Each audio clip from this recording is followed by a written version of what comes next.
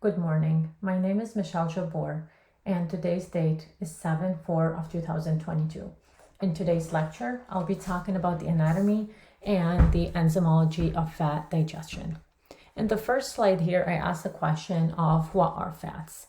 And I show on this slide as well a reaction between a glycerol, a fatty acid that will give us a fat. And then we can define fats, or the main type of fats that we get through food sources, as being triglycerides.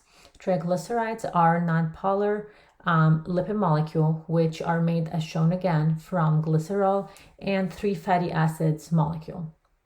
Unlike the proteins and the carbohydrates, the triglyceride are a larger molecule and they do not dissolve in water. We call them hydrophobic, and phobic means fear. They fear water. Hydro means water, so they do fear water. So when they are put in a liquid or watery environment like the human digestive tract, they will cluster all together and they will form big droplets. The second question that we can ask is what happens during the digestion of these big fat molecule. As mentioned before, since the fats are non-polar molecule, when they are put in a watery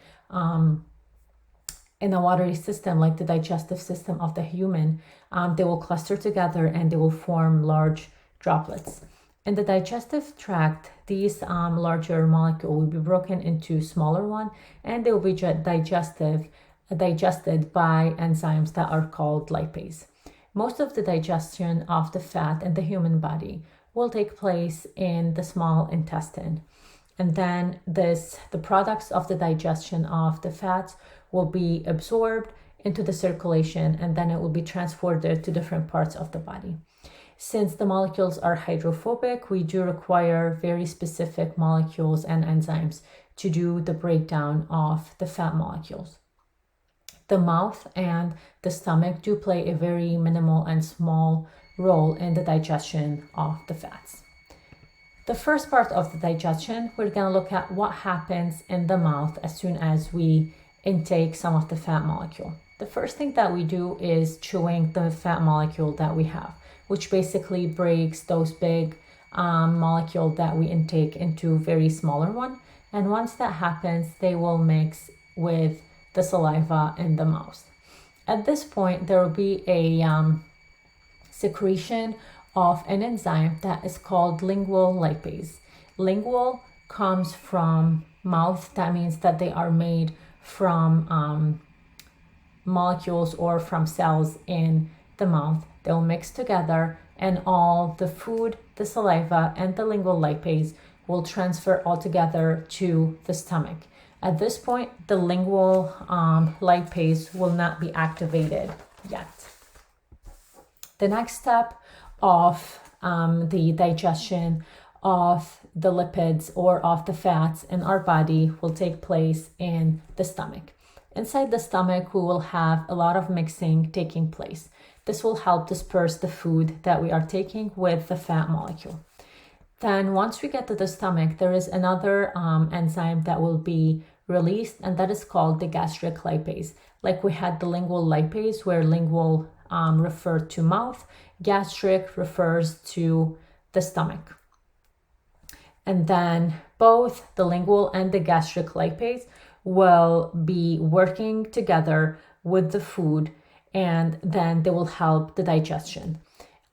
Once again, the digestion that takes place inside the stomach is very, very minimal. Only 30% of the lipids and the fats will be acted on from that lipase, the lingual and the gastric lipase, the ones coming from the mouth and from the stomach. Now, the highly acid or the highly acidic environment that we find in the stomach is what's going to activate the lingual lipase. So we'll have two working enzymes at this point. So both enzymes will break the fat molecules that we have into fatty acids and diglycerides. After this takes place, everything will be transferred into the small intestine. As we mentioned before, the small intestine is the biggest, most important part of our digestion of the fat molecule, since that's where the big breakdown and the big digestion will happen. As soon as our molecule hit the intestine, they will still be big clusters of large droplets. And this is because, as mentioned before in the beginning of this lecture, the fat molecules are hydrophobic. So in their nature, they do fear water. Once they hit the intestine, there is a new molecule that is called bile that is made by the liver and stored in the gallbladder that's going to be released inside the intestine. And it will be released specifically in the first part of the small intestine, and that is called the duodenum. And that's where a lot of the work in the digestion will take place. Looking at the bile itself consists of 3 different things. It has the bile salts, the bile pigments, and the cholesterol. The part that we're going to focus on in here for the digestion of the lipids is going to be the bile salts. The bile salts are very characterized with 2 different things. They have 2 different ends. One end is called hydrophilic and the other end is called hydrophobic. Again, the word hydro would refer to water. So one of them is hydrophobic, just like our fat molecules. It does fear water. It is a water-fearing molecule, but the hydrophilic molecule is a molecule that does like water. It is a water lover. So this is the big importance of the bile salts. It can react with both. It can react with the water from its hydrophilic part, and then it can react with the fats from its hydrophobic part. So what happens at this point is what we call a emulsification. And this is shown in this little image here. And the emulsification takes place in the digestive tract, and the surface area of the fats will be increased using the bile salts that we have. So there will be small droplets that form containing the fats and containing the bile salts. At this point of the digestive or of the digestion, what will happen is that the pancreas will be releasing a new enzyme. This enzyme is a pancreatic lipase.